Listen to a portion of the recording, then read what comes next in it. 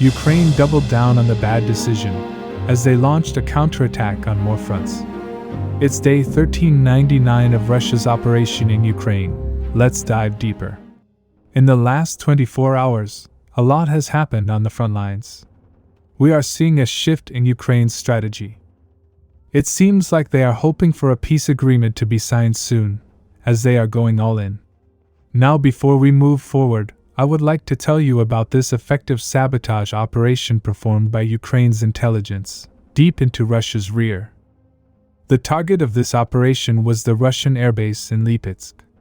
On the map, you can see the location of the city. Many of you might know that Russia has a big airbase that holds many Russian fighter jets, and this airbase is located at the outskirts of the city. Apparently, members of Ukraine's resistance group sneaked into the airbase at night. Footage of this operation was shared by Ukraine. In the footage, we can see them climbing the cockpit of one of the fighter jets and then lighting them on fire. As per Ukrainian intelligence, they managed to damage or destroy one Su-30 and one Su-27, with a total value of around $100 million. It doesn't matter which side you support, you have to admit that this was a perfect and effective operation. Ukraine has many times performed this type of operation, which has cost Russia greatly. It seems like after all this time Russia is still unable to protect its valuable assets. This could have been so much worse than losing 2 fighter jets. Now let's look at the front line.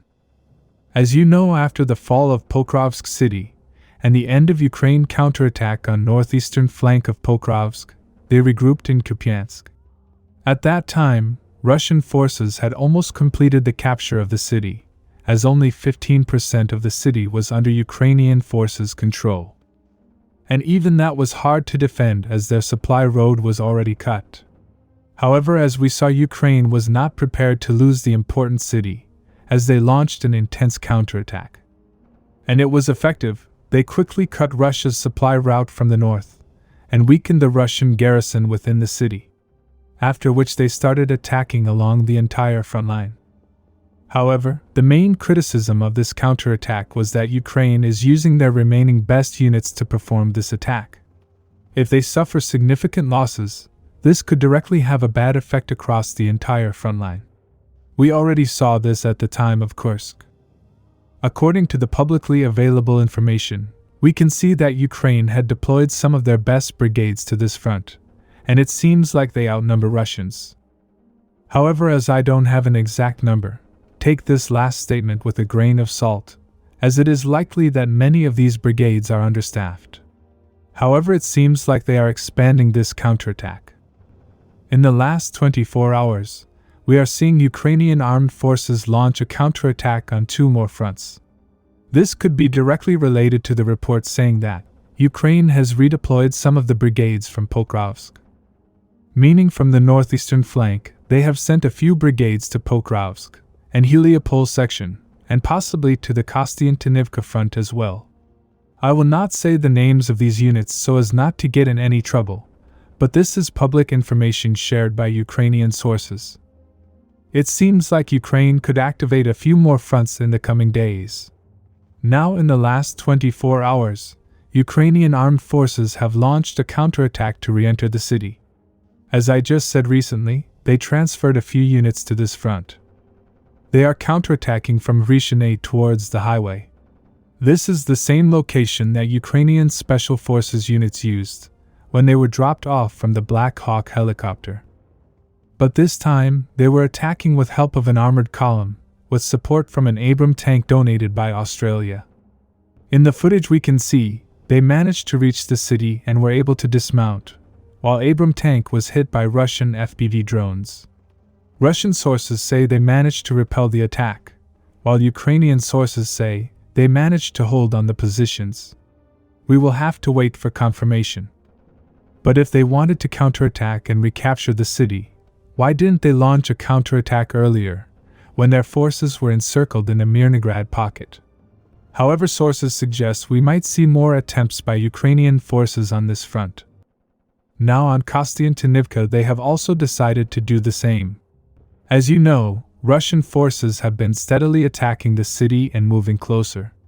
And as the city has been used by Ukrainian armed forces as the main supply hub and deployment point, its defenses are very strong.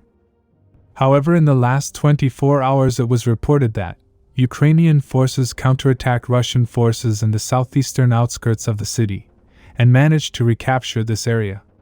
This has allowed Ukrainian forces to attack this settlement. Fights fought are very intense. We will see some interesting maneuvers as both sides are on the attack. Recently, geolocated footage of Russian forces has been shared from these locations. As I have said, defenses are strong, so offensive is very complicated.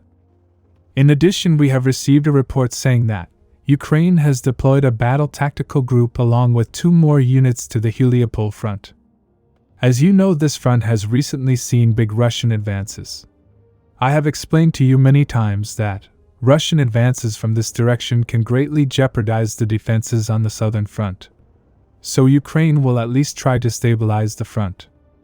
At the moment, we have not received reports about a significant counterattack by Ukrainian forces. However, on the northern flank of this bridgehead, they have been counterattacking for weeks. But as you can see, we are seeing a shift in Ukraine's strategy. It seems like they want to recapture all the recently lost positions. However, Ukraine could pay a heavy price, and as a result weaken their overall defense instead. So it's likely that they are hoping that a peace agreement could be struck in the coming months. We are also seeing Ukraine's readiness to hold the presidential election. This further strengthens my point. Subscribe for more frontline updates. Let me know your thoughts in the comments down below.